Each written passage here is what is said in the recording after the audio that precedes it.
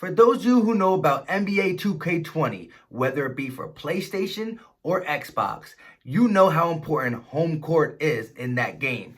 I got one of my boys who, when he comes over my house, if I try to tell him to be away, he won't play because he's trash. But if I let him be home, he's pretty darn good. That right there is the Philadelphia 76ers.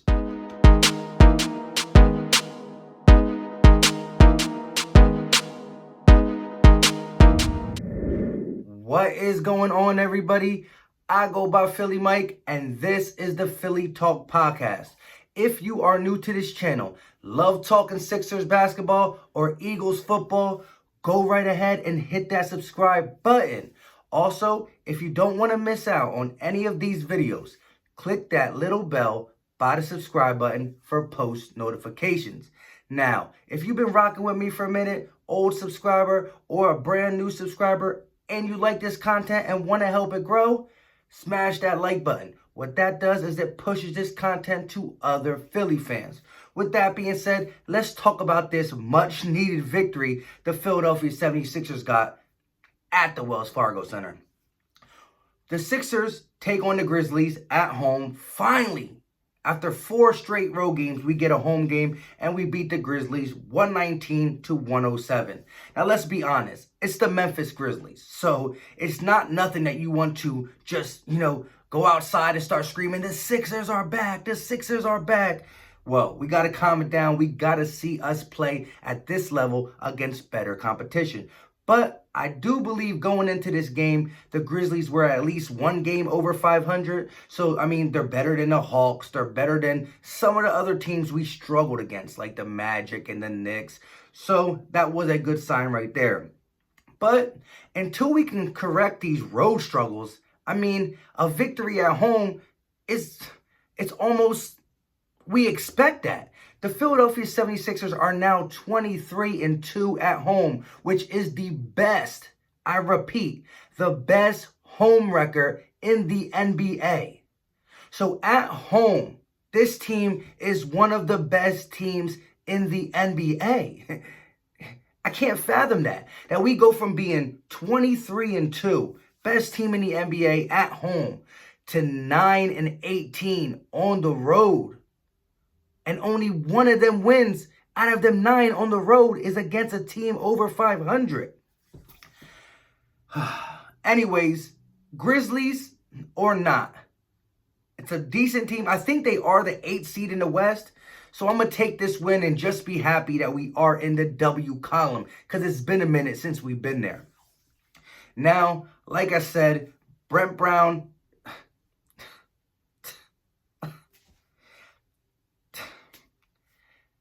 we're going to hold that off for this video because, like I said, I think the Sixers still need to go a different path because I think there's still too much talent on this team. You heard what Charles Barkley said. Charles Barkley said this team is the Cleveland Browns of the NBA. So much talent, too much talking, not enough action for the players and also the coach. You say you're going to do this, that, and the third, but you continue doing the same thing.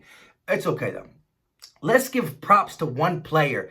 There's a couple players, but one player I want to shout out on this video. I should have been talked about him. FURKAN KORKMAZ. FURKAN KORKMAZ played 29 minutes off the bench, was 13 for 17, super efficient from the field, 7 of 9 from the three-point line with 34. Hold up, let me repeat. A career high 34 points in this game.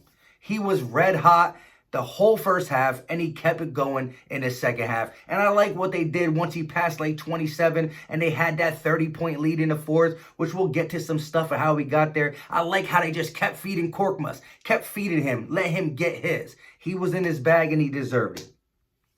Ben Simmons followed right behind him with 35 minutes, 9 of 14, 22 points, and 10 assists.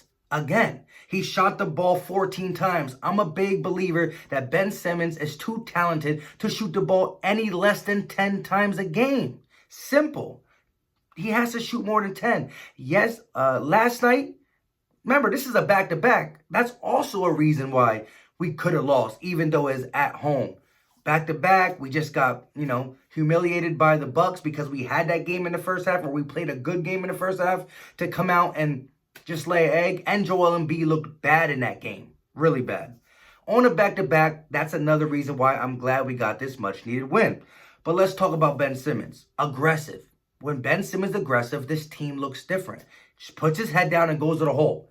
Now, a couple times in the first quarter, he wasn't being able to finish at the rim. He missed a couple easy layups. Well, not easy. Easy to Ben Simmons standards, but he missed them. Then I remember the next time he just said, nope, I'm a slam it. I ain't going to lay it up. I'm going to slam it. And then Ben Simmons kind of took over the game going into the halftime. He scored a couple points, got his point total to about 15, I believe, before half. And the Sixers never looked back. This is a little bit scariness. Joel Embiid goes into halftime. He does not return. Matisse Thybulle actually started the second half. Joel Embiid had neck stiffness, so who knows how serious that is. I don't think it's that serious, so I think he should be okay. But this team thrived in the second half without him.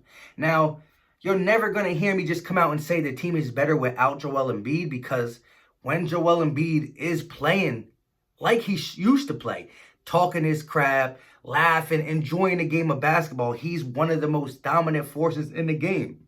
He's simple. Best center in the league. But he hasn't looked like himself since he's been back with that finger issue. Sluggish, lazy, just body language just shows him. He's just mumbling, rumbling around, not just going through the motions.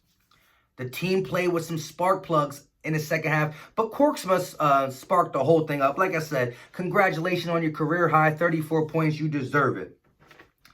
Like I said, we went into the half only up 8. We came out and exploded in the third quarter, putting up 39 points in the third, partly to do with Tobias going off in the third then. KORKMAZ was continuing to go off, and that's why let me shout out Tobias too. 33 minutes, 9 of 17 for 21 points. So you had 21 points from Tobias, 22 points from Ben Simmons, and 34 big ones for FURKAN KORKMAZ. It's funny. Sports Talk with Broads, I saw his thing. I'm a newly sub to him. Like, I don't really pay attention to other Philly talkers other than the Eagle ones, except for running back DJ Eastwood. But Sports Bro, he's been doing it for a while supposedly, and he's really, really good at it. Really good. And watching him recently, I hear and sees on his Twitter that he's kind of not too big on FURKAN. And I saw a post saying that he was going to this game. So it's only funny that the first game that I see him go to this year, not saying he didn't go to any other games, but FURKAN goes off. So congratulations to FURKAN.